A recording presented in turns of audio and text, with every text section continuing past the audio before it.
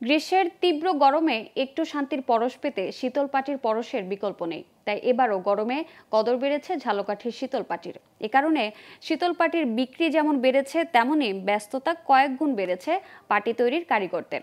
ঝালকাঠির শীতল পাটির কদর দেশ জুড়ে থাকায় ব্যাপক সমাদৃত। ঝালকাঠি জেলা প্রতিনিধি মোহাম্মদ কামরুল হাসান মুরাদের তথ্যচিত্রে ডেস্ক রিপোর্ট।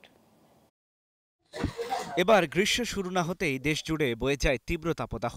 মাসব্যাপী এই তাপদাহে বিপর্যস্ত জনজীবন। এই গরমে শরীরে শান্তির পরশ ভুলিয়ে দেয় শীতল পাটি। আর এই শীতল পাটি তৈরিতে জনপ্রিয়তা পেয়েছে ঝালকাঠির রাজাপুরের মঠবাড়ির কারিগররা।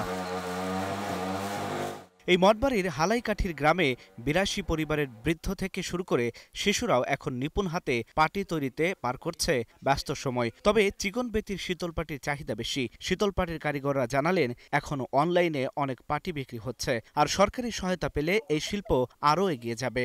একটি পাটি বুনালে ৪ থেকে ৫ দিন সময় লাগে, ৩-৪ রাত। তারপরে পাটি আমরা বাজারে বিক্রি করি ১২ থেকে ১৩০০ টাকা। ১৫-১৬০০ টাকা আমাকে ৩.৫ মনে করেন ওই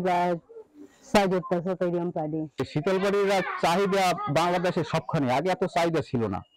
আর শীতল পাটি যারাই ব্যবহার করছে তারাই কিন্তু আবার শীতল পাটি ব্যবহার করে। যে মানে মূল্য পাইতেছি তা অনেক বেশি পাইতেছি, কিন্তু আমরা পাটি দিতে পারি না।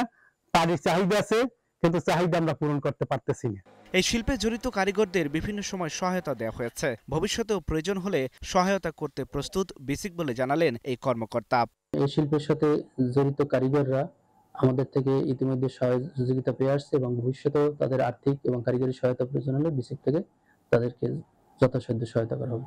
শীতল পাটির জন্য এই গ্রামকে শীতল পাটির গ্রাম বলা হয়। আর এই গ্রামের কয়েকশো হেক্টর জমি জুড়ে আছে পাটি গাছের নজর কাড়া বিশাল বাগান। Global television news desk.